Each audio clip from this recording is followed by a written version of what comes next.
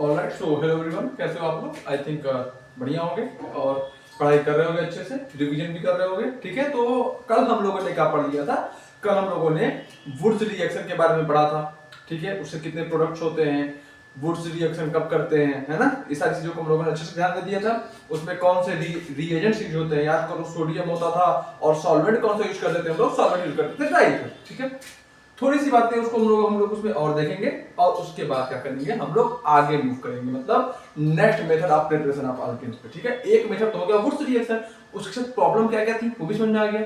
समझ में आ गया ना बात? तो अब वुड्स रिएक्शन जब कंप्लीट हो चुका है हमारा पूरा, तो उसके बारे में एक दो इंपॉर्टेंट पॉइंट जो बच गए उन सबको भी और देख लेते हैं, और उसके बाद क्या करते हैं हम लोग, जो अगले मेथड्स हैं जिससे हम लोग अल्केन्स को प्रिपेयर कर सकते हैं, उन मेथड्स पे हम लोग मूव कर जाते हैं और उन मेथड को सीखना स्टार्ट कर देते हैं। समझ रहे हो बात को? तो चैप्टर कौन सा पढ़ रहे थे भाई हम लोग चैप्टर पढ़ रहे थे अपना हाइड्रोकार्बन, है ना।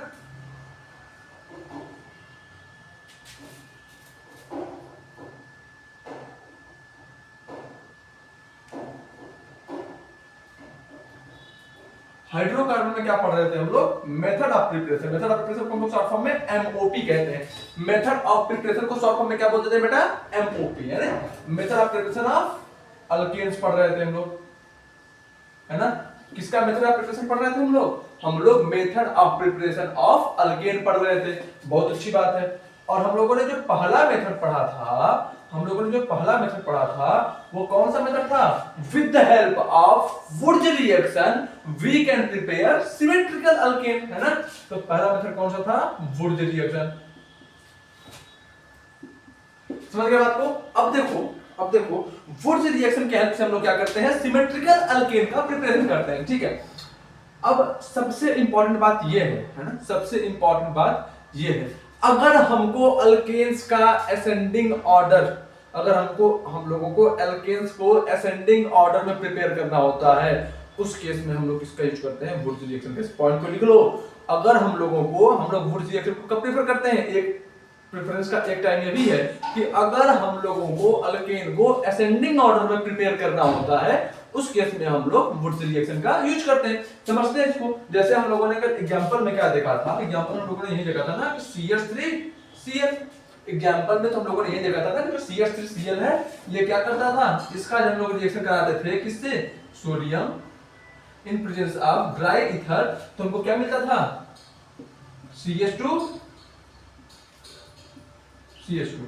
समझ गए बात को? हां से समझ गए। तो तुमको यहां से देख के क्या समझ में आ रहा है? यहां तुमको देख के ये समझ में आ रहा है कि जो हम लोगों ने अल्काइल हैलाइड लिया था, उसमें एक कार्बन था, उसमें एक कार्बन का चेन था, है ना। लेकिन जो हमको अल्केन मिला उसमें दो कार्बन का चेन मिला। इसका मतलब क्या समझ में आया? इसका मतलब ये तुमको समझ में आ रहा है, दिख रहा है कि कहीं ना कहीं कार्बन का नंबर बढ़ गया। तो to find or to obtain increasing number of carbon atoms, we prefer Wurtz reaction in, है ना, to find or to obtain increasing number of carbon atoms during the formation of alkane, we prefer Wurtz reaction। ठीक है, समझ में आ रहा है reason क्या है Wurtz reaction का? सारी बातें समझ चुके हैं हम लोग कल। अब एक पॉइंट और देखते हैं। एक मैकेनिज्म तो हम लोगों ने कल देख लिया था, वो मैकेनिज्म कौन सा था हमारा? वो मैकेनिज्म था हमारा रेडिकल मैकेनिज्म। एक और मैकेनिज्म होता है, ठीक है, एक और मैकेनिज्म होता है। तो देखो उस मैकेनिज्म को भी हम लोग अच्छे समझ लेते हैं। तो देखो जो जनरल हम लोग ने जनरल फॉर्म लिखा था रिएक्शन का, वो क्या था हमारा? RX था प्लस ऑफ 2Na, है ना। क्या देता था? किसके प्रेजेंस में? ड्राई ईथर के प्रेजेंस में। सॉल्वेंट क्या देते थे हम लोग? Dry ether. क्या देते थे सॉल्वेंट हम लोग? Dry ether. तो हमको जो प्रोडक्ट मिलता था, वो प्रोडक्ट क्या होता था? प्रोडक्ट होता था हमारा RR प्लस NaX, है ना, 2NaX। यही प्रोडक्ट होता था बेटा, प्रोडक्ट हमारा यही होता था। हाँ सर, प्रोडक्ट यही होता था। अब आओ इसका जो सेकंड मैकेनिज्म है, कई सारे बुक्स में लिखा होता है, ठीक है, बट ये जो सेकंड वाला मैकेनिज्म, इसको फॉलो मत करना, मुझे पर्सनली उतना पसंद नहीं है। मेन मैकेनिज्म देखो, जो मैं बता रहा हूँ, हिमांशु पांडे की बुक सॉल्व करोगे या फिर रमेश चौहान ऑर्गेनिक केमिस्ट्री की one of the standard books है, तो उसमें उसके जो क्वेश्चंस होंगे ना, वो मैक्सिमम क्वेश्चंस रेडिकल मैकेनिज्म से बनेंगे। मतलब ये समझो कि उसमें 99% क्वेश्चन रेडिकल मैकेनिज्म से बन जाएंगे। सेकंड वाला मैकेनिज्म कई सारे बुक्स में दिया हुआ है, मैं बता देता हूं ताकि आपको बस पता हो, बस पता रखना, लिख लेना, बहुत अधिक इसमें पढ़ने की जरूरत नहीं है। है ना। तो आप आओ देखते हैं इसका सेकंड मैकेनिज्म।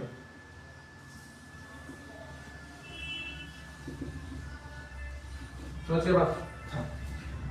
ध्यान देना, पहला स्टेप इसमें भी सेम है, पहला स्टेप इसमें भी सेम है।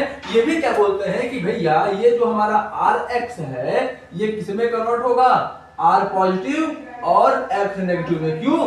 क्योंकि हमको पता है जो X होता है वो क्या होता है, हैलोजन। क्या होता है, हैलोजन।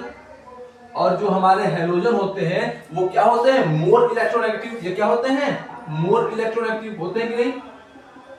हाँ सर। अब अगर ये मोर इलेक्ट्रोनेगेटिव होते हैं, अब अगर ये हैलोजन्स मोर इलेक्ट्रोनेगेटिव होते हैं, तो जब अगर ये हैलोजन मोर इलेक्ट्रोनेगेटिव है, इसका मतलब जो शेयर पेयर ऑफ इलेक्ट्रॉन है वो हैलोजन की तरफ अधिक शिफ्ट हो जाएंगे। हाँ सर। तो जब ये share pair of electron halogen की तरफ अधिक शिफ्ट होंगे तो क्या हो जाएगा, बॉन्ड में एक क्रिएट हो जाएगी पोलैरिटी।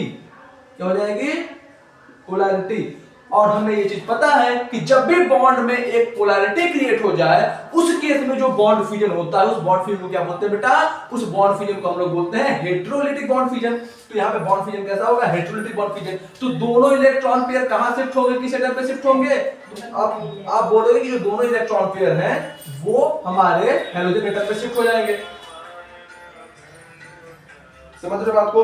अब क्या बोलोगे सर जो दोनों इलेक्ट्रॉन पेयर हैं वो हैलोजन एटम पे शिफ्ट हो जाएंगे। बहुत अच्छी बात है। अब जब ये दोनों इलेक्ट्रॉन पेयर हैलोजन एटम पे शिफ्ट हो जाएंगे तो जो हमारा बॉन्ड ब्रेक हो गया वो कैसा हो गया, इलेक्ट्रोलिटिक। तो जब दोनों इलेक्ट्रॉन पेयर हैलोजन पे आ गए तो हैलोजन पे आ गया नेगेटिव चार्ज और कार्बन पे यानी कि हमारा अल्काइल ग्रुप पे कौन सा चार्ज आ गया, पॉजिटिव चार्ज आ गया। बहुत अच्छी बात। कोई डाउट यहाँ पे? नहीं, यहाँ पे कोई डाउट नहीं है। अब आगे देखो, अगले स्टेप में क्या कहते हैं, अगले स्टेप में क्या कहते हैं कि जो हम लोगों ने 2 मोल Na एटम लिया है, इन्होंने क्या कहा कि जो 2 मोल Na एटम हम लोगों ने लिया है वो कैसे कन्वर्ट हो जाएगा, वो हो जाएगा 2Na पॉजिटिव में कन्वर्ट, वो हो जाएगा 2Na पॉजिटिव में कन्वर्ट प्लस ऑफ 2 इलेक्ट्रॉन में कन्वर्ट। यानी कि कहीं ना कहीं इनका जो सेकंड स्टेप है वो भी सेम है, जो इनका सेकंड स्टेप है कहीं ना कहीं वो भी सेम है। थर्ड स्टेप क्या होता है, थर्ड स्टेप में ये बोलते हैं, जो हमारा थर्ड स्टेप है उसमें क्या ये बोलते हैं कि जो हमारा कार्बोकेटायन बना है, ये जो हमारा कार्बोकेटायन बना है, जो हमारा R पॉजिटिव ग्रुप बना है, ये क्या करेगा, बेसिकली इन 2 इलेक्ट्रॉन्स को गेन करेगा,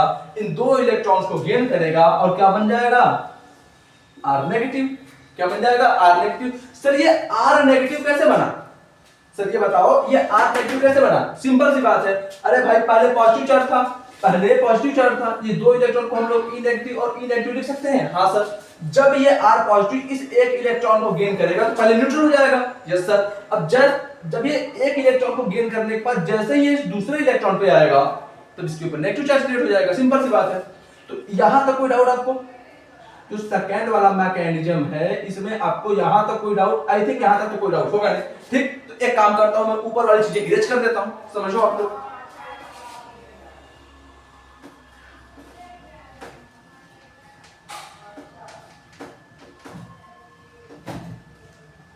है ना, लिख लिया होगा ना, ये लिख लिया होगा ना, लिखते रहो। ठीक है, लिखते रहो साथ साथ, पॉज करके लिख लेना, मैंने टाइम नहीं दिया, माफ करना इस चीज को। तो अब आते हैं अगले स्टेप पे, अगले स्टेप पे। अब सर ये क्या हो गया, ये R नेगेटिव बन गया। ठीक है, अब मुझे बताओ ये जो R नेगेटिव है, ये जो R नेगेटिव है, क्या इसके पास एक्सेस ऑफ इलेक्ट्रॉन है? क्या इसके पास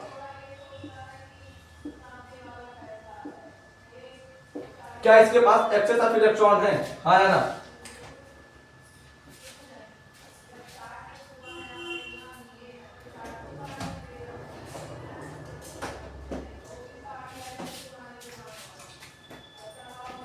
ध्यान से देखो और बताओ, इसके पास एक्सेस ऑफ इलेक्ट्रॉन है? Yes sir. और हमको पता है जो कार्बन होता है ये थोड़ा सा लेस इलेक्ट्रोनेगेटिव होता है ना?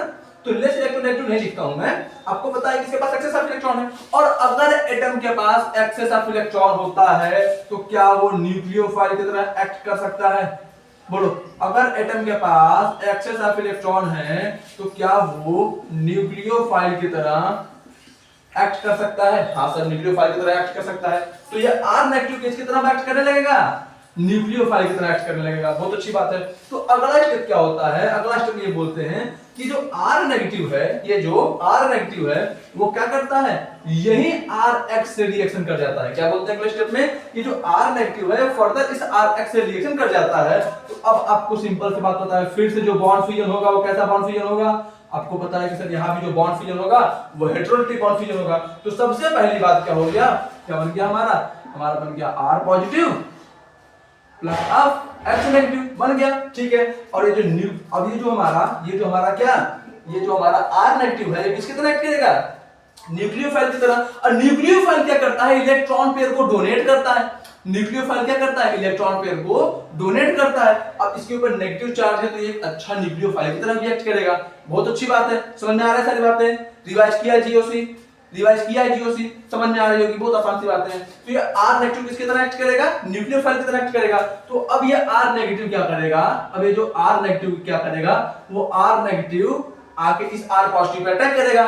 Sir R negative R positive pay ही क्यों अटैक किया, क्या मैंने ये बात आपको पढ़ा रखी है, या मैंने ये बात आपको बता रखी है कि जो न्यूक्लियोफाइल होते हैं वो मोर इलेक्ट्रॉन डेंस होते हैं, है ना। न्यूक्लियोफाइल की जो इलेक्ट्रॉन डेंसिटी होती है वो क्या होती है, हाई होती है। तो न्यूक्लियोफाइल कहां पे अटैक करते हैं, लो इलेक्ट्रॉन डेंसिटी वाले एरिया पे। तो लो इलेक्ट्रॉन डेंसिटी कहां है, सर यहाँ पे। दूसरा चीज ऐसे भी समझ सकते हो कि सर इसके पास एक्सेस ऑफ इलेक्ट्रॉन है, इसके पास लेस इलेक्ट्रॉन है, तो कहीं ना कहीं ये पॉजिटिव चार्ज है और ये नेगेटिव चार्ज है। तो पॉजिटिव और नेगेटिव आपस में अट्रैक्शन फील करेंगे, इस वजह से ये R नेगेटिव यहाँ पर अटैक करेगा। सिंपल सी बात है, समझ में आया, यस सर, इसमें कोई डाउट नहीं होगा यहाँ पे। तो अब क्या होगा, ये जो R नेगेटिव और R पॉजिटिव जब आपस में अटैक कर लेंगे तो क्या बना देंगे कंपाउंड R और बच गया प्लस ऑफ X नेगेटिव। समझ गए X नेगेटिव बच गया, हाँ सर समझ गए। यानी कि फोर्थ स्टेप भी आपको समझ में आ गया। अब फिफ्थ स्टेप में क्या होता है, ये जो X नेगेटिव बचा है वो जो Na पॉजिटिव है, 2Na पॉजिटिव जो है और ये जो X नेगेटिव है, ये दोनों आपस में कंबाइन करते हैं, क्या बना लेते हैं, NaX। ठीक है, क्या बना लेते हैं, NaX। तो आई थिंक आपको सारे स्टेप्स रिएक्शन के समझ में आ गए कि रिएक्शन कैसे हो रहा है। इसको हम लोग आयन मैकेनिज्म भी कहते हैं ना, आयन फॉर्मेशन हो रहा है ना, तो उसको लोग आयन मैकेनिज्म भी कह देते हैं। लेकिन मुझे पर्सनली ये मेथड उतना पसंद है नहीं, ठीक है। तो रेडिकल मैकेनिज्म के थ्रू जाना। लेकिन अब एक बात ध्यान देना कि अगर वुड्स रिएक्शन होता है तो वुड्स रिएक्शन को कितने तरह से कर सकते हैं सर, दो तरह से कर सकते हैं। पहला sir with the help of ion mechanism और दूसरा with the help of free radical mechanism. समझ में आया। तो दोनों मैकेनिज्म कैसे करना है आपको पता चल गया होगा बहुत डिटेल में, ये भी आपको क्लियर हो गया होगा। तो क्या करता हूं मैं, साइड हटता हूं, अब जल्दी से इसको कर लो नोट।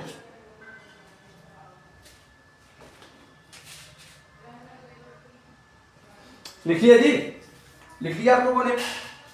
ये जो मेथड है फोर्थ रिएक्शन का, ये सेकंड वाला मैकेनिज्म है, ये भी समझ में आ गया आपको, आई थिंक समझ में आ गया होगा। अब क्या करते हैं, आगे चलते हैं, ठीक है, आगे मूव करते हैं और इसके बारे में कुछ एक दो चीजें और देख लेते हैं, ठीक।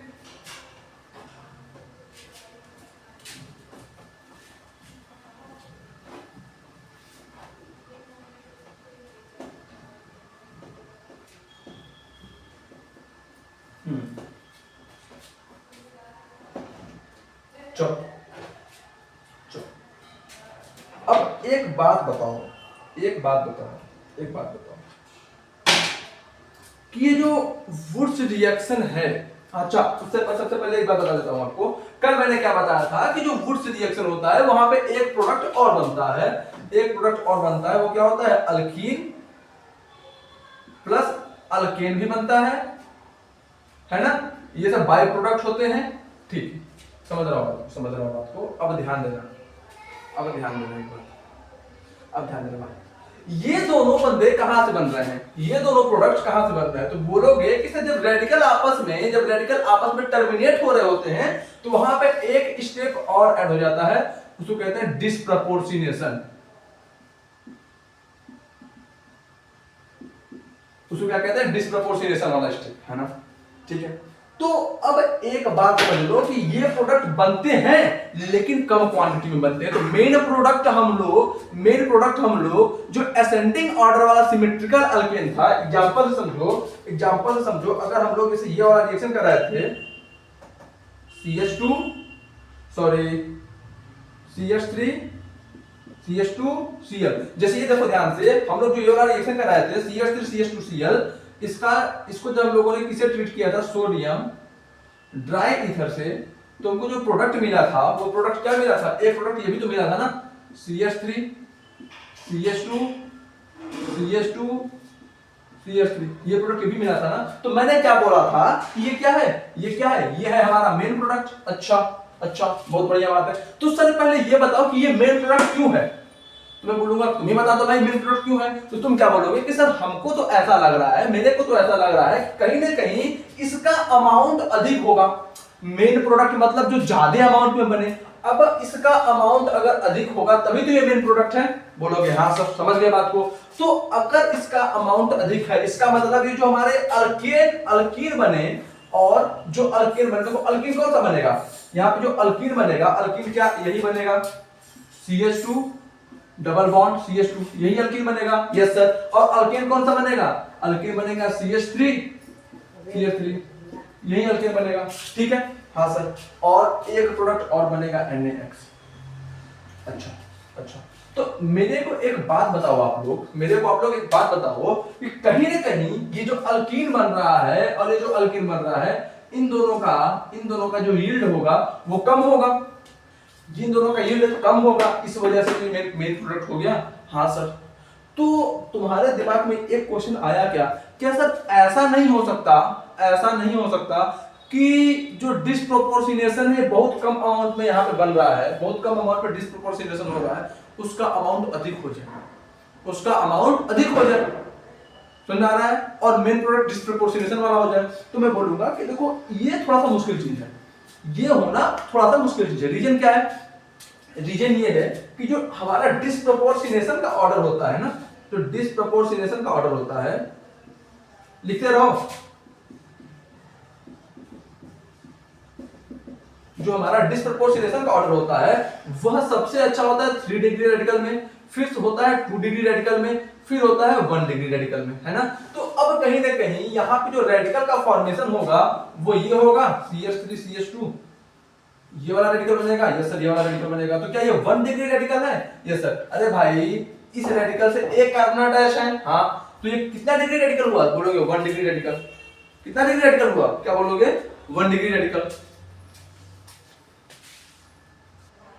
अब भाई देखो, तो ये कितना डिग्री रेडिकल बन गया, ये बन गया हमारा 1 डिग्री रेडिकल। कितना डिग्री रेडिकल बन गया, बोलोगे सर ये 1 डिग्री रेडिकल बन गया। यानी कि 1 डिग्री रेडिकल में डिस्प्रपोर्शनेशन होता है कम। तो अगर हम लोग क्या चाहें, अगर हम लोग ये चाहें कि रिएक्शन में ये जो हमारा अल्कीन है और ये जो छोटे वाले अल्कीन है इनका अमाउंट बढ़ जाए, तो उसके लिए हमको कैसा अल्कीन लेना पड़ेगा, कैसा अल्कीन लेना पड़ेगा, माफ करना, अगर हम लोग ये चाहते हैं कि हमारा जो ये अल्कीन वाला प्रोडक्ट ये इसका अमाउंट बढ़ जाए, तो उसके लिए हमको अल्केन कैसा लेना पड़ेगा, हमको उसके लिए अल्काइल हैलाइड कैसा लेना पड़ेगा। तो बोलोगे कि सर उसके लिए हमको 2 डिग्री अल्काइल हैलाइड लेना पड़ेगा। रीजन क्या है, देखो जो 3 डिग्री अल्काइल, काम करो पहले पेज पलटो, जहां पे भी मैंने ये पॉइंट लिखवाया है पेज पलटो, क्या मैंने ये पॉइंट लिखवाया है कि जो 3 डिग्री अल्काइल हैलाइड होते हैं वो वुर्ज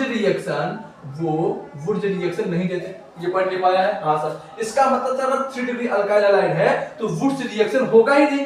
कहां होगा, 2 डिग्री में होगा और 1 डिग्री में होगा। समझ आया, हाँ सर।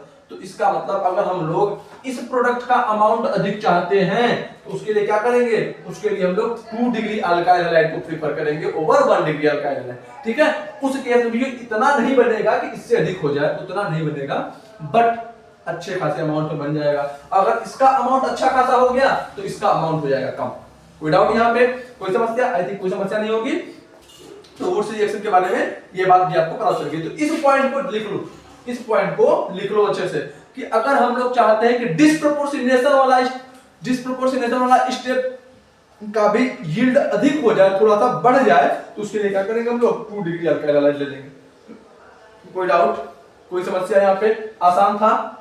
दूसरा मैकेनिज्म भी समझ में आया, ये स्टेप भी समझ में आया, बहुत आसान सी बात है। ठीक, अब एक चीज और करते हैं, अब एक चीज और समझ लेते हैं। लिख लिया, लिख लिया, ये लिख लिया ना, इरेज कर दूं, चलो कर देता हूं इरेज।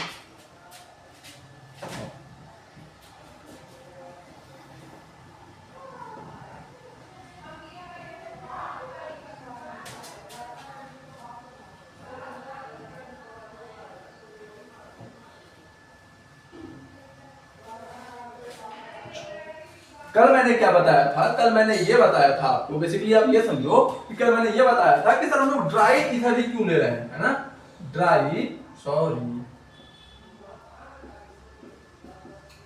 सर हम लोग ड्राई ईथर का ही सॉल्यूशन सॉल्वेंट के रूप में क्यों ले रहे हैं? तो मैंने आपको बताया था कहीं ना कहीं जो ड्राई ईथर होता है ना वो सोडियम के साथ रिएक्शन शो नहीं करता है ना। अगर हम लोग H2O ले लेते हैं, अगर हम लोग H2O ले लेते हैं तो उस केस में क्या होता है कि जो H2O है वो सोडियम के साथ रिएक्ट करके क्या बना लेता है? NaOH।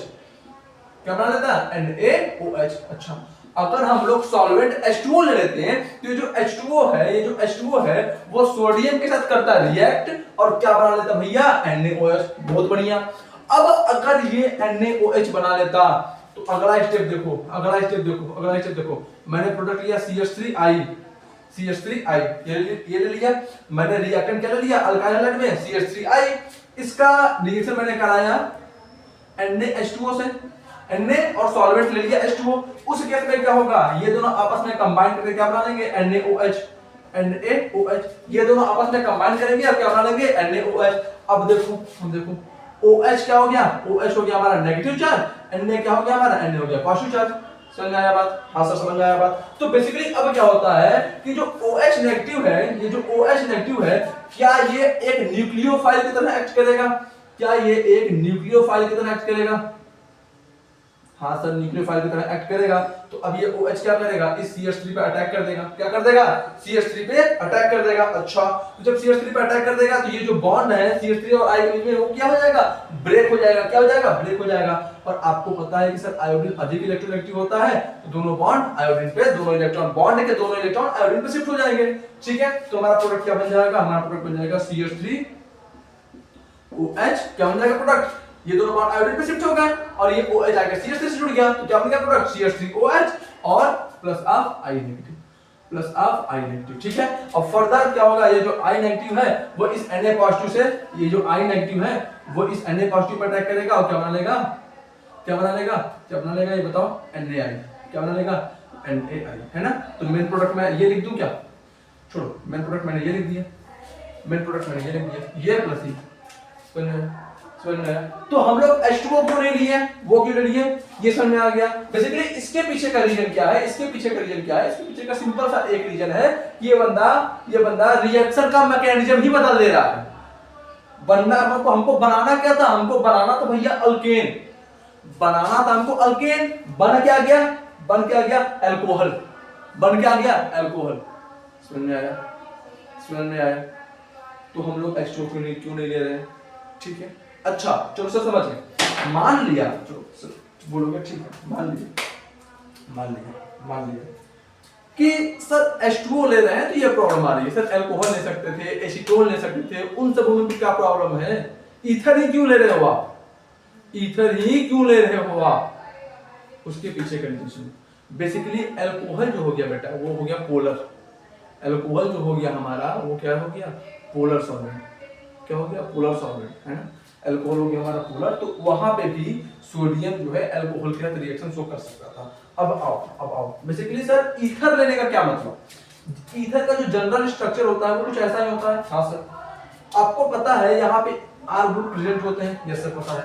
अब मुझे बताओ R ग्रुप बेसिकली कार्बन के ही तो ग्रुप होते हैं। हाँ सर, तो तुम मुझे ये बताओ कि कार्बन में और ऑक्सीजन में अधिक इलेक्ट्रोनेगेटिव कौन है? तो बोलोगे कि सर जो ऑक्सीजन है उसकी इलेक्ट्रोनेगेटिविटी 3.5 के आसपास होती है, कार्बन की तो सर बहुत कम हो जाती है। यानी कि ऑक्सीजन जो है पीरियोडिक टेबल का सेकंड मोस्ट इलेक्ट्रोनेगेटिव एलिमेंट है। मैं बोलूंगा अच्छा, मैं बोलूंगा तो कहना क्या चाह रहे हो? तो बोलोगे कि सर सिंपल सी बात ये है कि कार्बन वाले ग्रुप से ऑक्सीजन का इलेक्ट्रोनेगेटिविटी अधिक रहेगा हमेशा। मैं बोला तो क्या मैं ऐसा कर दूं कि इस ऑक्सीजन पे डेल्टा नेगेटिव चार्ज आ जाएगा?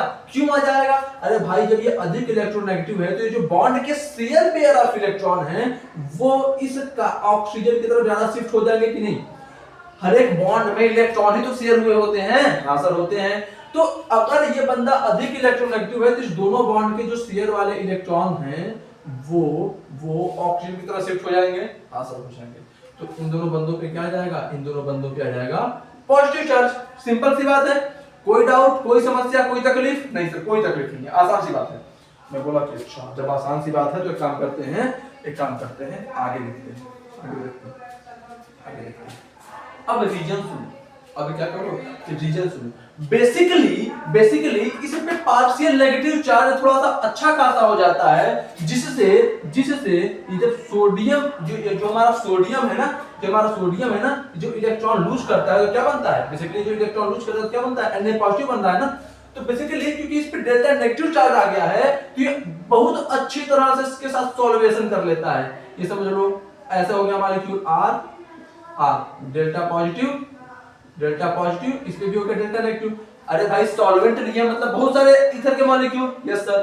तो क्या होगा बेटा, फायदा उससे ये होगा डेल्टा पॉजिटिव और ये डेल्टा नेगेटिव। फायदा इसलिए होगा कि जो ईथर का ऑक्सीजन है वह इस Na पॉजिटिव के साथ बहुत ही अच्छा सॉल्वेशन कर लेता है। सॉल्वेशन मतलब अब बताता हूं सॉल्वेशन क्या होता है।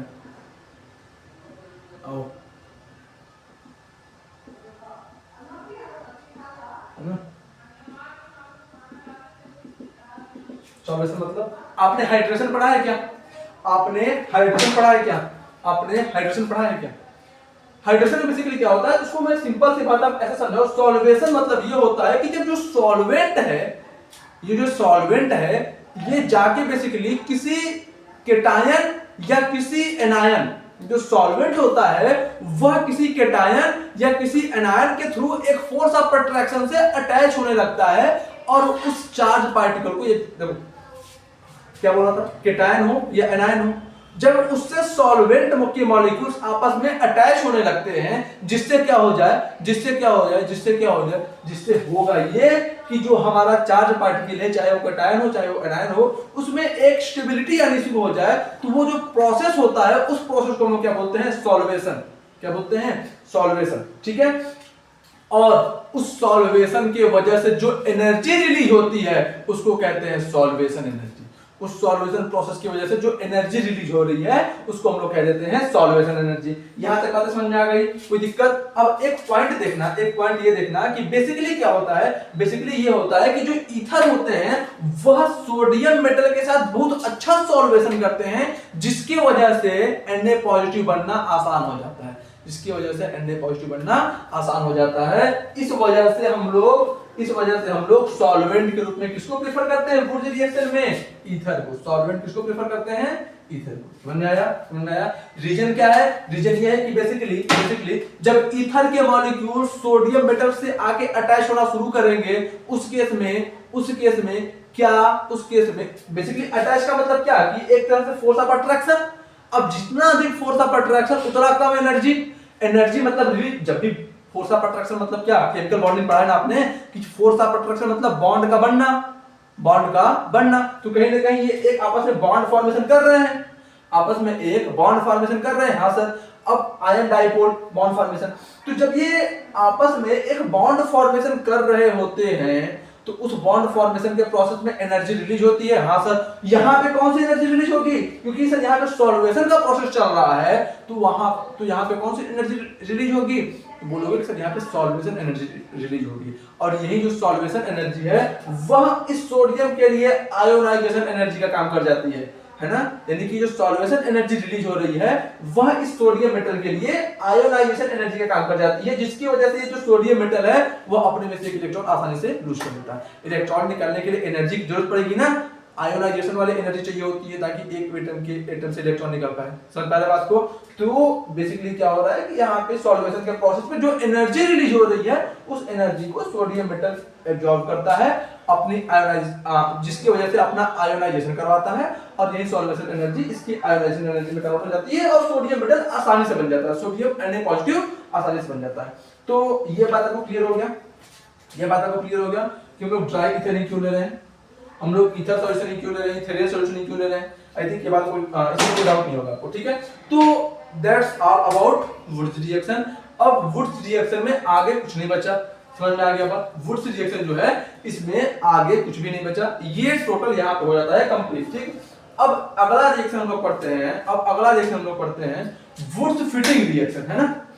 चलो इसको वुड्स फिटिंग को अभी नहीं पढ़ेंगे, इसको हम लोग लास्ट में पढ़ेंगे, है ना, इसको लास्ट में पढ़ेंगे। चलो छोड़ो, ये सारी बातें समझ में आ गई, इसको लिख लो, हो गया। चलो मिटा दो।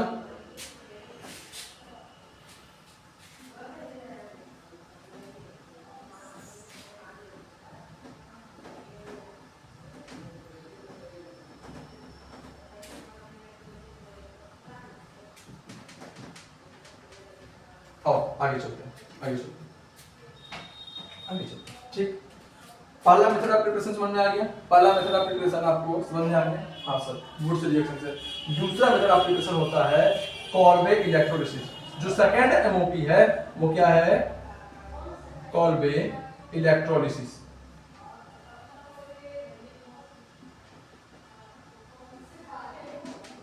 यानी कि with the help of Kolbe electrolysis हम लोग क्या कर सकते हैं? अल्केन को प्रिपेयर कर सकते हैं। हम लोग क्या कर सकते हैं? अल्केन को प्रिपेयर कर सकते हैं। इसके लिए भी एक बात ध्यान दो, इसके लिए आप लोग क्या करो, एक बात ध्यान दो कि जो कॉल्बे इलेक्ट्रोलिसिस है, मैकेनिज्म बता रहा हूं, मैकेनिज्म अच्छे से देख लो।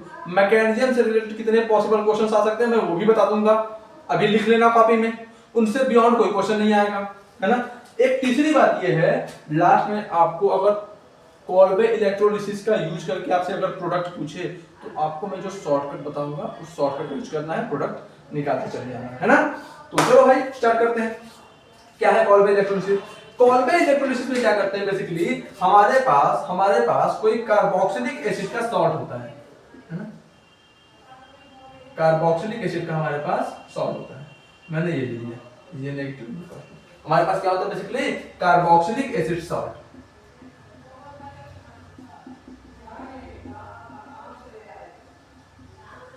कॉल्बे इलेक्ट्रोलिसिस में हमारे पास कार्बोक्सिलिक एसिड सॉल्ट होता है। इसका हम लोग कराते हैं इलेक्ट्रोलिसिस। क्या कराते हैं?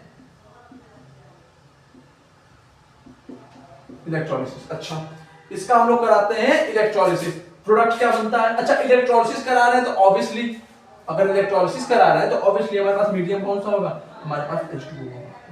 इलेक्ट्रोलिसिस करा रहे हैं तो हमारे पास H2O मीडियम होगा। ठीक है, प्रोडक्ट क्या बनेगा भैया? प्रोडक्ट क्या बनेगा?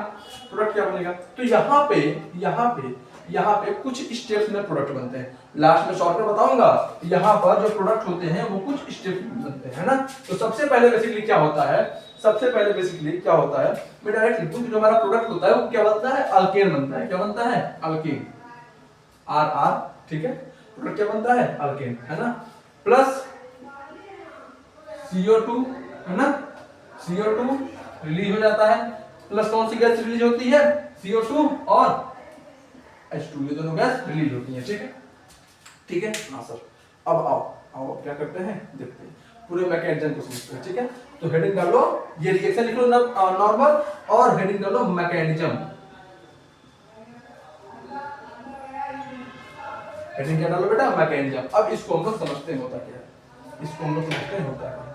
जब देखो ध्यान से समझो, आप लोगों ने रिडॉक्स पढ़ लिया होगा और 10th में भी छोटा मोटा इलेक्ट्रोलिसिस पढ़ा होगा, तो आप लोगों ने एक चीज पढ़ा होगा कि इलेक्ट्रोलिसिस जब होता है तो बेसिकली हमारे पास क्या होता है? हमारे पास इस तरह से हमारे पास कंटेनर होता है। एक कंटेनर में हमारे पास 2 इलेक्ट्रोड होते हैं। एक कंटेनर में हमारे पास क्या होते हैं? 2 इलेक्ट्रोड होते हैं। एक कंटेनर में हमारे पास क्या होते हैं? 2 इलेक्ट्रोड होते हैं, है ना। और दोनों इलेक्ट्रोड किससे अटैच होते हैं? सर एक बैटरी से अटैच होते हैं।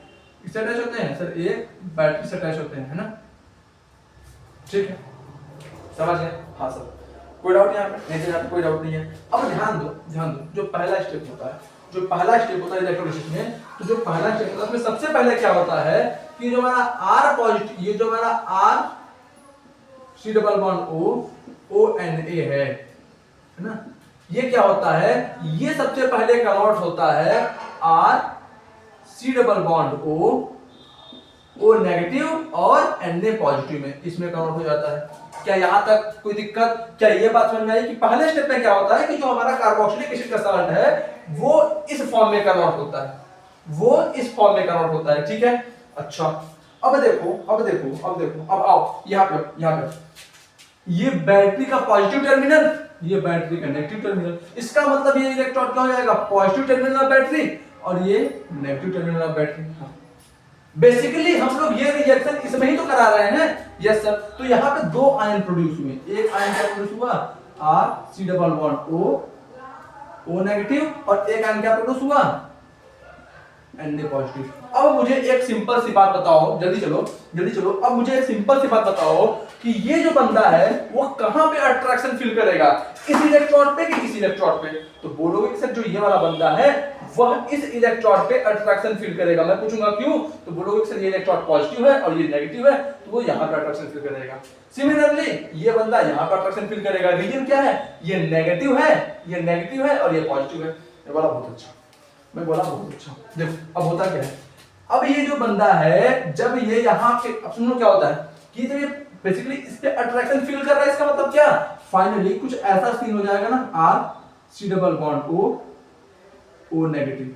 ये बेसिकली क्या होता है, जाके इस इलेक्ट्रॉन पर चिपकना शुरू कर देता है, जाकर ये इस इलेक्ट्रॉन पर क्या करना शुरू कर देता है, चिपकना शुरू कर देता है। अच्छा, उससे क्या फायदा होगा, उससे फायदा ये होगा कि ये जो नेगेटिव चार्ज है और ये जो पॉजिटिव चार्ज है, इनके बीच में अट्रैक्शन है, तो ये जो ऑक्सीजन है अपना जो ये नेगेटिव चार्ज है, एक इसके ऊपर जो एक नेगेटिव चार्ज है, एक एक्सेस ऑफ जो इलेक्ट्रॉन है वो क्या कर देगा, वो इस इलेक्ट्रॉन को डोनेट कर देगा। वो क्या कर देगा, वो इस इलेक्ट्रॉन को डोनेट कर देगा। सिमिलरली जो सोडियम है, ये जो सोडियम मेटल है, ये जो सोडियम मेटल है ना, इसको तो भी छोड़ता हूं, इसको तो भी छोड़ता हूं। ये बात समझ में आई कि ये जो ऑक्सीजन है वो अपना एक इलेक्ट्रॉन इस इलेक्ट्रॉन को डोनेट कर देगा। Yes sir. तो जब ये एक इलेक्ट्रॉन इलेक्ट्रोलिसिस में इसको डोनेट कर देगा, सबसे पहले क्या करो, इसको तुम लिख लो, इसको लिख लो। मैं कुछ चीजों को एज करूंगा, फिर मैं प्रॉपर लिखकर चलूंगा, है ना। हो गया, लिख लिया, लिख लिया ना। चलो अब कुछ चीजों को एज करता हूं।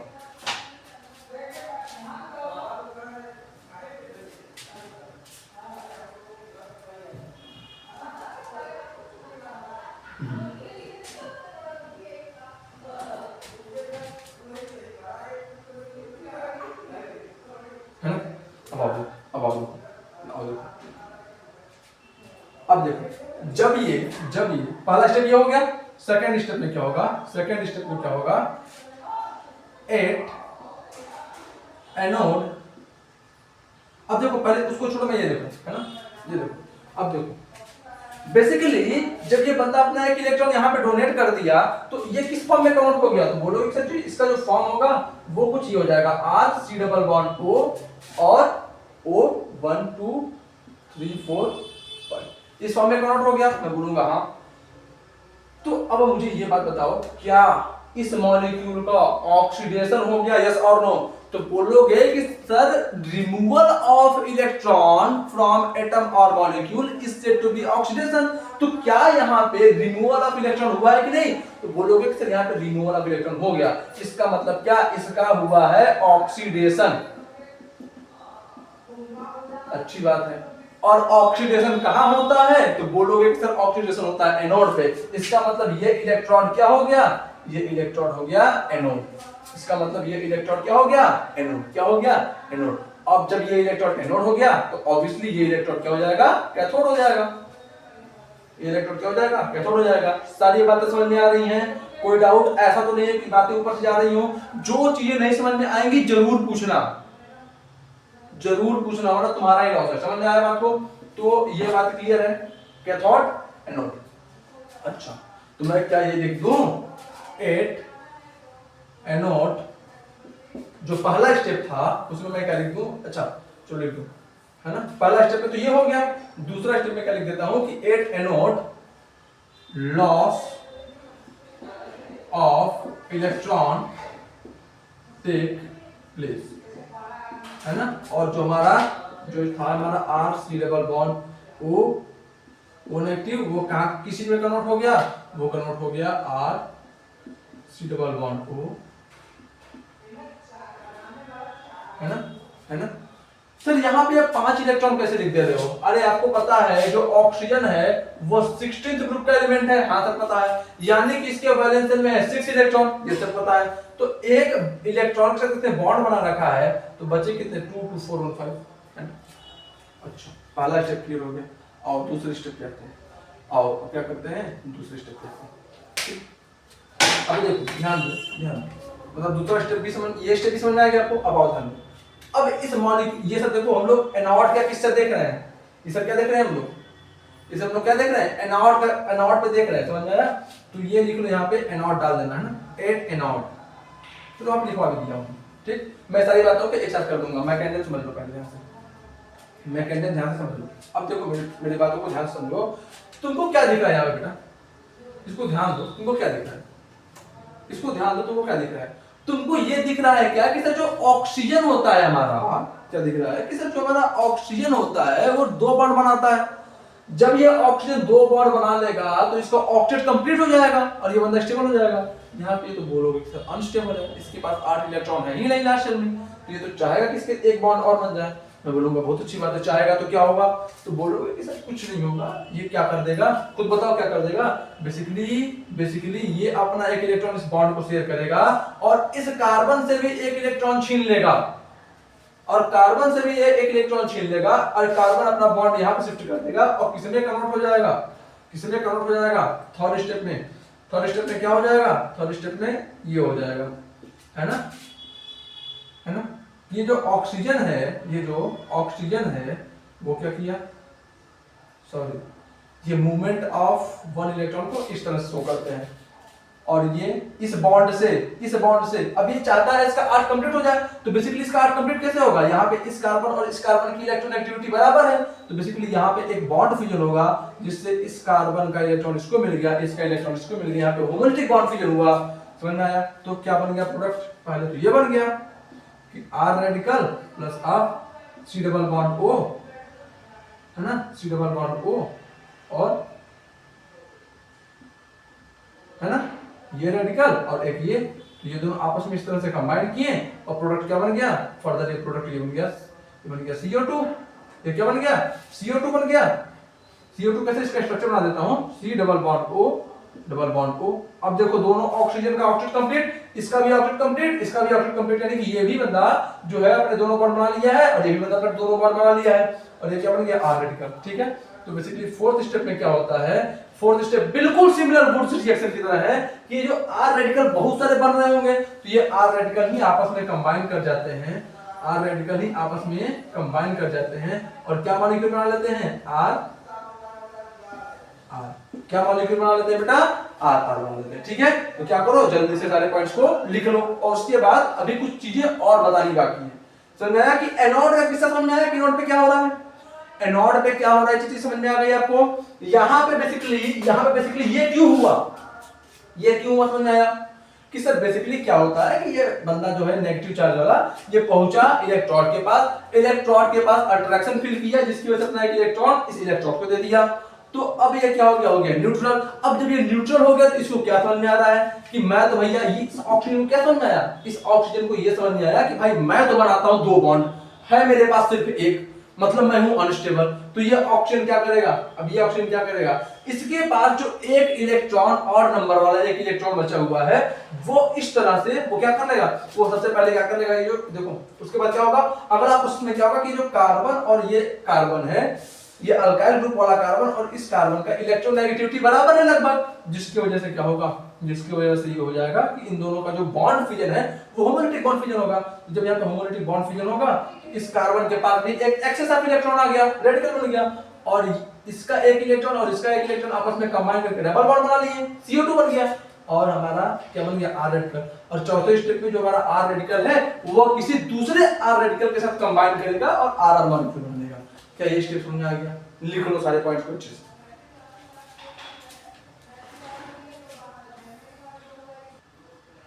हो गया भाई, लिख लिया इसको लिख लिया। अब क्या करूं, मैं इरेज करूं इसे, चलो इरेज करता हूं और आगे समझते हैं। इरेज करता हूं इसको और आगे समझते हैं। और एक समरी लिख लेते हैं पहले। मैकेनिज्म देखो थोड़ा सा ठीक ठाक है, थोड़ा दिमाग खोल के अच्छे से करो, तो पहले एक समरी देख लेते हैं। समरी क्या है, सबसे पहला क्या था, जब लोगों ने इलेक्ट्रोलिसिस कराया, है ना, किसके प्लेस में, H2O के प्लेस में, जब हम लोगों ने इलेक्ट्रोलिसिस कराया H2O के प्लेस में, तो सबसे पहला हमारा प्रोडक्ट क्या बना, R, इसको मैं अच्छे से लिखता हूं, R C double bond O लेंगे, ठीक है, ठीक है, ये बना और प्लस आप पॉजिटिव, ये बना पहला प्रोडक्ट, ये बना हमारा। ठीक है सर, दूसरा प्रोडक्ट क्या बना? दूसरी बार में क्या हुआ? दूसरी बार में क्या हुआ कि बेसिकली दूसरी बार में क्या हुआ कि 8 एनोड पे क्या हो गया, ये जो हमारा R C double bond O negative है, ये हो गया हमारा ऑक्सीडाइज। क्या हो गया? ऑक्सीडाइज। और किस फॉर्म में कन्वर्ट हो गया? R C double bond O और O, इस फॉर्म में कन्वर्ट हो गया, है कि नहीं? हाँ सर। तीसरा, पहला तो ये हो गया, दूसरा ये हो गया, तीसरा क्या हो गया? तीसरा क्या हो गया? ठीक है, तीसरा क्या हो गया? तीसरा ये हो गया कि अब इस बंदे को अचानक से याद आएगा कि मैं तो बनाता हूं भैया 2 बॉन्ड, मेरा होना चाहिए ऑक्टेट कंप्लीट, मेरे पास 8 के 8 इलेक्ट्रॉन होने चाहिए, मैं इलेक्ट्रोनेगेटिव भी हूं, मैं नहीं सहूंगा, मेरे सेल में 8 के 8 इलेक्ट्रॉन करो। देखो गिनो इसके सेल में कितने इलेक्ट्रॉन है? 2 2 4, एक बॉन्ड में 2 इलेक्ट्रॉन तो 6 और एक 7। बोलेगा कि मुझे एक इलेक्ट्रॉन कहीं से भी लाके दो, लेकिन दो, एक इलेक्ट्रॉन मुझे कहीं से भी लाके दो, लेकिन दो। थर्ड स्टेप में क्या हो जाएगा? तो ये क्या कर लेगा बंदा? ये बंदा क्या कर लेगा? ये बंदा ये R और C के बीच का जो ये बंदा क्या कर लेगा? R और C के बीच में जो बॉन्ड है उस बॉन्ड से एक इलेक्ट्रॉन छीन लेगा, उस बॉन्ड से क्या कर लेगा? एक इलेक्ट्रॉन छीन लेगा। समझ में आया? तो क्या स्टेप हो जाएगा? R C double bond O है ना, तो ये क्या कर लेगा? ये यहां से बॉन्ड छीन लिया, तो इस बॉन्ड में, इस एक बॉन्ड में 2 इलेक्ट्रॉन है, तो एक इलेक्ट्रॉन यहां पे शिफ्ट हो गया और एक इलेक्ट्रॉन इस कार्बन का इसको मिल गया। सिंपल सी बात है। हाँ सर, तो क्या कन्वर्ट हो गया? तो बोलोगे कि जो स्ट्रक्चर बन जाएगा वो क्या हो जाएगा? सबसे पहले तो R रेडिकल बन गया, क्योंकि इसका इलेक्ट्रॉन जैसे इसको मिला तो R रेडिकल बन गया। ठीक, और जब ये एक इलेक्ट्रॉन यहाँ पे चला गया और इसका भी एक इलेक्ट्रॉन यहाँ पे चला गया, कितने इलेक्ट्रॉन हो गए? एक इलेक्ट्रॉन इस बॉन्ड का यहाँ पे, एक इलेक्ट्रॉन इस बॉन्ड का यहाँ पे। कितने इलेक्ट्रॉन हो गए? बोलोगे सर 2 इलेक्ट्रॉन हो गए। अब जब 2 इलेक्ट्रॉन हो जाते हैं तो एक बॉन्ड बन जाता है, तो क्या बन गया structure? Plus C double bond O double bond O, ये बन गया स्ट्रक्चर। ठीक, R रेडिकल बन गया। अब चौथे स्टेप में क्या होगा? चौथे स्टेप में बेसिकली ये जो R रेडिकल बना है वो क्या करेगा? किसी दूसरे R रेडिकल के साथ कंबाइन करके क्या बना लेगा? RR। क्या बना लेगा? RR। अब अगेन वही sir, RR come, sorry for the inconvenience यार। अब बेसिकली क्या हुआ था कि मैं लेक्चर रिकॉर्ड कर रहा था, बट अपने आप रिकॉर्डिंग रुक गई, इसकी वजह से मैं आधे घंटे का अप्रॉक्स आ गया, पढ़ा गया। ठीक है, तो यार मैं जितना सोचा था आज उतना तो नहीं पढ़ पाएंगे हम लोग, बट आज कॉलेज इलेक्ट्रोलिसिस कंप्लीट कर लेते हैं, है ना। आज क्या कर लेते हैं? कॉलेज इलेक्ट्रोलिसिस कंप्लीट कर लेते हैं और ठीक है, इतना ही करते हैं आज। क्या बात है, किस्मत खराब रहती है तो यही सब हो जाता है। अब एक बार कुछ चेक कर लो, मैं दोबारा तो नहीं हो गया। नहीं ठीक है, मैं रिकॉर्ड कर रहा था लेक्चर, अपने आप रिकॉर्डिंग रुक गई, मतलब आधे घंटे बस समझ कर लो कि मैंने इस दीवारों को पढ़ाया हूँ। आओ ध्यान देते हैं ना। आई थिंक सेकंड स्टेप तक आपको क्लियर होगा। थर्ड स्टेप से हम लोग पढ़ना था। थर्ड स्टेप में बेसिकली क्या हो गया था? थर्ड स्टेप में बेसिकली ये हो गया था कि ये R C double bond O जो ये बंदा है, इसको, इसमें जो ऑक्सीजन है, ये बेसिकली क्या चाहेगा? ये बेसिकली हमेशा तो यही चाहेगा कि इसके 2 बॉन्ड हो जाए। रीजन क्या है कि जब इसके 2 बॉन्ड बन जाएंगे तो इसके वैलेंस में 8 इलेक्ट्रॉन हो जाएगा, इसका ऑक्टेट कंप्लीट हो जाएगा, मतलब ज्यादा स्टेबल हो जाएगा। सिंपल सी बात है। तो ये 2 इलेक्ट्रॉन आएंगे कहां से? ये 2 इलेक्ट्रॉन आएंगे कहां से? ठीक है, 2 इलेक्ट्रॉन आएंगे कहां से? तो ये जो 2 इलेक्ट्रॉन आएंगे उसका प्रोसेस कुछ ये होगा कि सबसे पहले क्या होगा कि ये जो कार्बन और अल्काइल ग्रुप के बीच में जो बॉन्ड है, यहां पे होगा होमोलिटिक बॉन्ड फिजन। यहां पे बेसिकली क्या होगा? Homolytic bond fission. अब जब यहां पे होमोलिटिक बॉन्ड फिजन हो गया, सबसे पहले क्या बना? R radical plus C double bond O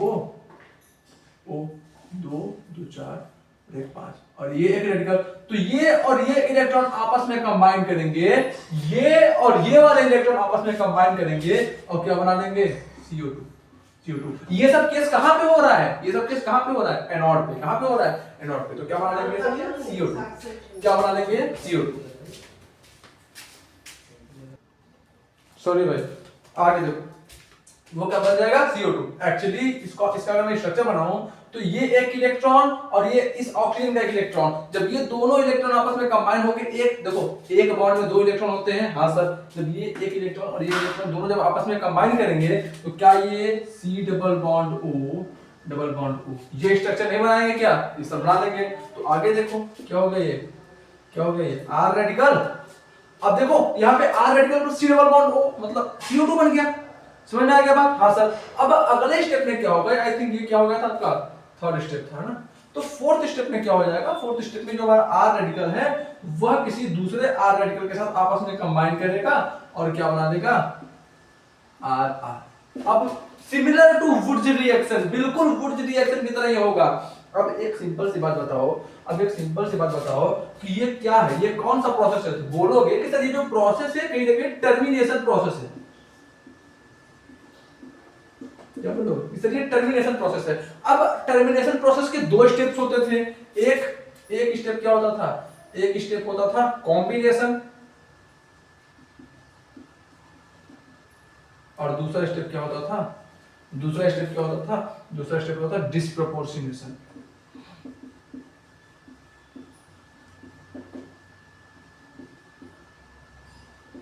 है ना। तो जितने प्रोडक्ट वहां पे बन रहे थे वुड्स रिएक्शन में उतने प्रोडक्ट यहां पर भी बन सकते हैं। अब मेरे को ये बताओ कि अगर ये बंदा 1 डिग्री, अगर रेडिकल जो फॉर्म हो रहा है अगर वो 1 डिग्री रेडिकल फॉर्म हो रहा है तो मेरे को तुम एक सिंपल सी बात बताओ कि जो हमारा इसमें डिस्प्रोपोर्शनेशन होगा, अधिक होगा कि कम होगा, तो बोलोगे कि अगर 1 डिग्री रेडिकल का फॉर्मेशन हो रहा है तो जो डिस्प्रोपोर्शनेशन है वो कम होगा, लेकिन अगर 2 डिग्री रेडिकल का फॉर्मेशन हो रहा है तो इसका अमाउंट थोड़ा सा बढ़ जाएगा, लेकिन मेजर प्रोडक्ट हमेशा कॉम्बिनेशन से ही आएगा, है ना। क्योंकि 3 डिग्री रेडिकल में प्रोडक्ट दूसरा बन जाता है। 3 डिग्री रेडिकल में ना जब हम लोग 3 डिग्री, अगर सुनो इधर दे दो, इधर देखो, अगर 3 डिग्री सुनो, अगर ये R ग्रुप जो है ना, अगर ये जो R ग्रुप है कार्बोक्सिलिक एसिड साल्ट का जो R ग्रुप है अगर वो 3 डिग्री हो जाता है ना तो उस केस में प्रोडक्ट ईस्टर नहीं बनता, माफ करना, उस केस में प्रोडक्ट अल्केन नहीं बनता, ईस्टर बन जाता है। अगर कार्बोक्सिलिक एसिड सॉल्ट का जो R ग्रुप है वो अगर 3 डिग्री हो जाए उस केस में जो प्रोडक्ट है हमारा वो प्रोडक्ट अल्केन नहीं बनता, वो प्रोडक्ट हमारा बन जाता है ईस्टर। समझ में आया? तो सर 3 डिग्री को कैसे हटा दो, बचा क्या 2 डिग्री 1 डिग्री। तो 2 डिग्री अगर होगा तो 2 डिग्री में डिस्प्रोपोर्शनेशन अधिक हो थोड़ा सा होगा, जिसकी वजह से अल्कीन का अमाउंट बढ़ जाएगा थोड़ा सा, बढ़ जाएगा। बट अगर अल्कीन का अमाउंट बढ़ जाएगा इतना भी नहीं बढ़ जाएगा कि कॉम्बिनेशन से अधिक हो जाए, क्योंकि जो हमारा डिस्प्रोपोर्शनेशन है सबसे तगड़ा होता है 3 डिग्री रेडिकल में, और 3 डिग्री रेडिकल से प्रोडक्ट ही बदल जाता है। ठीक है, तो आगे चले। तो एनोड पे अब देखो ये बन गया। अब आगे देखो, तो एनोड पे कौन कौन से प्रोडक्ट बन गए, हमारे, तो बोलो एक से जो एनोड है, एनोड पे हमारा बन गया RR यानी कि अल्केन बन गया, और क्या बन गया, बोलो एक सर अल्केन बन गया और हमारा CO2 लिबरेट हो गया। अच्छा, एनोड का क्या समझ में आ गया, चलो इरेज करो जल्दी से, सॉरी लिख लो जल्दी से लिख लो। चलो कैथोड पे देखते हैं।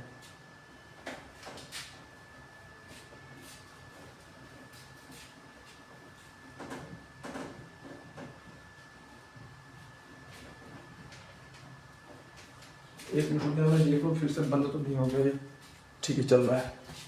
कैथोड पे देखते हैं ना। अब कैथोड पे देखने से पहले मुझे एक सिंपल सी बात बताओ कि वाटर क्या है, बेसिकली HOH है ना, H2O या फिर HOH। क्या इलेक्ट्रोलिसिस सिर्फ कार्बोक्सिलिक एसिड के सॉल्ट का होगा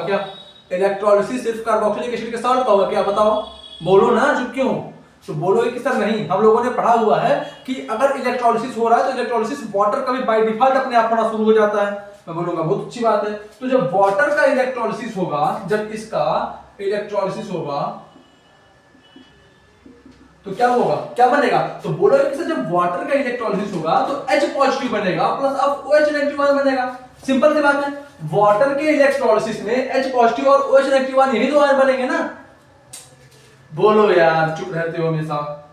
यही तो बनेंगे ना, बोलोगे सर बिल्कुल यही बनेंगे। अब बेसिकली कैथोड पे क्या होगा, आओ देखते हैं कहानी। अब बेसिकली कैथोड पे क्या होगा, ऑफ बनाते हैं बनाते हैं बनाते हैं। इसको थोड़ा सा छोटा कर दूं,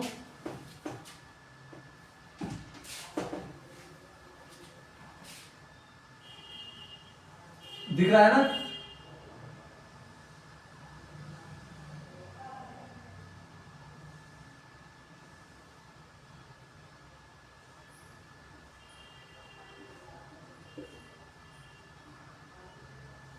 है ना?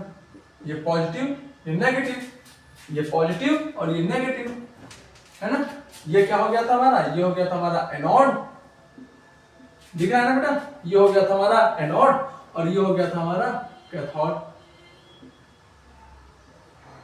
है ना? एनोड पे कौन सा चार्ज आ गया था, बोलोगे से एनोड पे पॉजिटिव चार्ज आ गया था। एनोड पे हुआ क्या था, एनोड पे हुआ क्या था, तो बोलोगे बोलोगे कि एनोड पे जो हमारा R C double bond O negative है, इसका हो गया था ऑक्सीडेशन। एनोड पे क्या हुआ था, इसका हो गया था ऑक्सीडेशन और बन क्या गया था R C double bond O और ओ, ये बन गया एनोड पे। अच्छा, अब मैं पूछता हूं, बोलोगे, मैं पूछता हूं कि बताओ ऑक्सीडेशन हुआ कैसे था, तो बोलोगे कि सर ये जो ऑक्सीजन के ऊपर नेगेटिव चार्ज आया था, उस नेगेटिव चार्ज को ये बंदा अट्रैक्ट कर लिया था, अपने पास रख लिया था। समझ आया बात? हाँ सर। और लॉस ऑफ इलेक्ट्रॉनिक ऑक्सीडेशन होता है, बिल्कुल कोई दिक्कत नहीं है। अब ये कैथोड है, कैथोड को अगर हम लोग पहले ध्यान से देखें तो क्या ये नेगेटिव टर्मिनल ऑफ बैटरी से कनेक्टेड है क्या? जो कैथोड है क्या ये नेगेटिव टर्मिनल ऑफ बैटरी से कनेक्टेड है, हाँ या ना? बोलो सर हाँ। ये जो कैथोड है नेगेटिव टर्मिनल ऑफ बैटरी से कनेक्टेड है। तो बोलूंगा कि इस इलेक्ट्रॉन पे कैसा चार्ज आ जाएगा, तो बोलोगे सर ये जो इलेक्ट्रॉन है वो नेगेटिवली चार्ज हो जाएगा। क्या हो जाएगा? नेगेटिवली चार्ज हो जाएगा। अच्छा अच्छा अच्छा, तो अब सिंपल सी बात बताओ, अब सिंपल सी बात बताओ कि जो हमारा H पॉजिटिव बना है इलेक्ट्रोलिसिस के दौरान वाटर से, जो हमारा H पॉजिटिव बना है, क्या वो H पॉजिटिव इस इलेक्ट्रोड से एक इलेक्ट्रॉन, यार बेटा देखो मुझे समझ में नहीं आ रहा, बट पता नहीं क्यों ऐसा हो रहा है, बार बार वीडियो अपने आप पॉज हो जा रहा है, तो मैं इस पर से और ध्यान रखूंगा। ये स्टेप में आओ, मेरे को देखो इस स्टेप को दोबारा से रिपीट करता हूँ, एक ही चीज को मैं पता नहीं क्लियर पढ़ाऊं, समझ में नहीं आ रहा है। तो ये जो हमारा H पॉजिटिव है वो इस एक इलेक्ट्रॉन को क्या कर देगा, जो H पॉजिटिव है क्या वो H पॉजिटिव इस इलेक्ट्रोड से एक इलेक्ट्रॉन को गेन कर लेगा कि नहीं? तो तुम पूछोगे सर ऐसा कैसे हो सकता है, तो मैं बोलूंगा बेटा देखो इसके पास कितने तो इलेक्ट्रॉन्स हैं, इसके पास कितने सारे इलेक्ट्रॉन्स हैं, है ना? इसके पास मिलियन ट्रिलियन में बहुत अधिक एक्सेस में इलेक्ट्रॉन्स हैं। हाँ सर, तो इसके लिए इस H पॉजिटिव के लिए एक इलेक्ट्रॉन गेन करना तो बहुत आसान सी बात है। बोलोगे सर बिल्कुल बहुत आसान सी बात है, क्योंकि जो H पॉजिटिव है वह कैथोड इलेक्ट्रोड से एक इलेक्ट्रॉन को किया गेन और किसने कन्वर्ट हो गया H रेडिकल में, और जो H रेडिकल है ये दोनों H रेडिकल आप सिमिलरली ऐसे तो बहुत सारे H रेडिकल बने होंगे ना, बहुत सारे H पॉजिटिव बने होंगे और बहुत सारे H पॉजिटिव जाके एक इलेक्ट्रॉन इस इलेक्ट्रोड से किए होंगे गेन, और क्या होगा? अब यहाँ पे देखो जब ये H पॉजिटिव, ये जो H पॉजिटिव है वह इस इलेक्ट्रोड से एक इलेक्ट्रॉन गेन कर रहा है, तो ये किस में कन्वर्ट हो रहा है? H रेडिकल में, पॉजिटिव से रेडिकल में कन्वर्ट हो गया, तो इसका हुआ क्या बेसिकली? इसका रिडक्शन हुआ कि नहीं? इसका रिडक्शन हुआ कि नहीं? बोलोगे सर इसका हो गया रिडक्शन। अच्छा, बहुत सिंपल सी बात है, जब इसका रिडक्शन हो गया तो क्या बन गया हमारा H रेडिकल। अब ये सिमिलरली एक H रेडिकल दूसरे H रेडिकल के साथ आपस में करेगा कंबाइन और क्या बना लेगा H2 गैस, ठीक है? क्या बना लेगा H2 गैस। अब आगे देखो,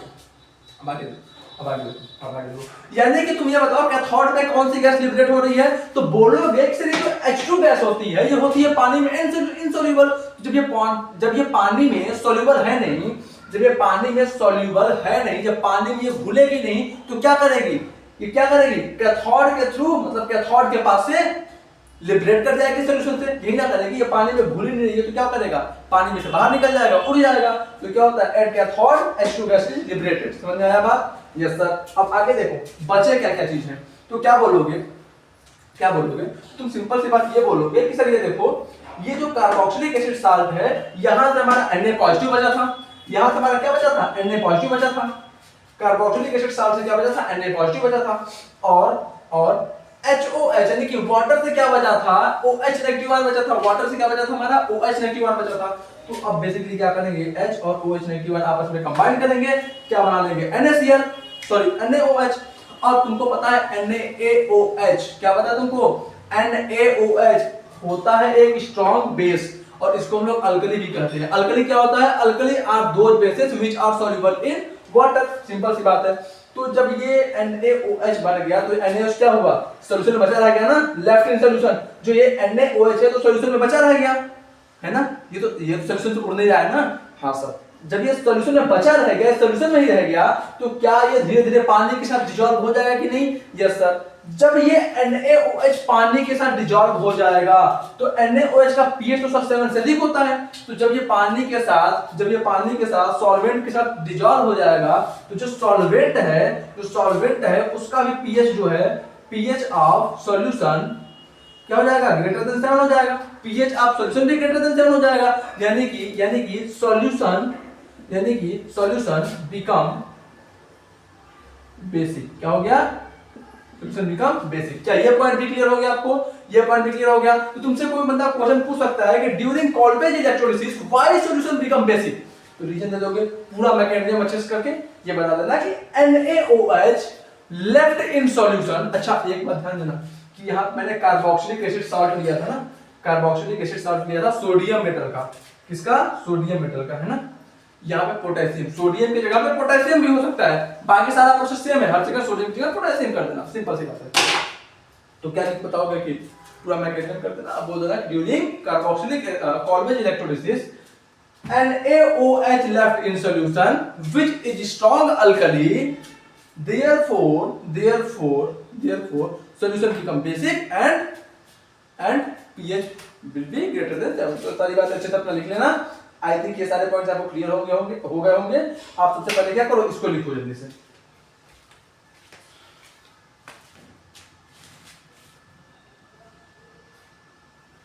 जल्दी लिखो, ये फिर से बंद ना हो जाए, बहुत डर लग रहा है मुझे।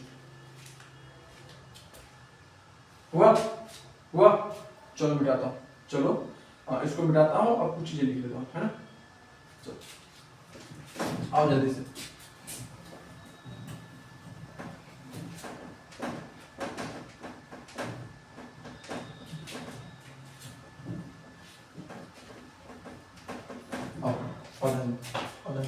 कैथोड पे क्या हुआ था, कैथोड पे क्या हुआ था और एनोड पे क्या हुआ था, ये देखो कैथोड पे क्या हुआ था, एनोड पे क्या हुआ था। कैथोड पे हमारा H रेडिकल दूसरे H रेडिकल के साथ कंबाइन करके क्या बना लिया था, H2 बना लिया था, H2 गैस बना लिया था।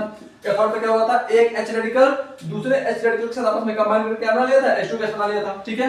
एनोड पे क्या हुआ था, एनोड पे क्या हुआ था, एनोड पे सबसे पहले एनोड पे R C डबल बॉन्ड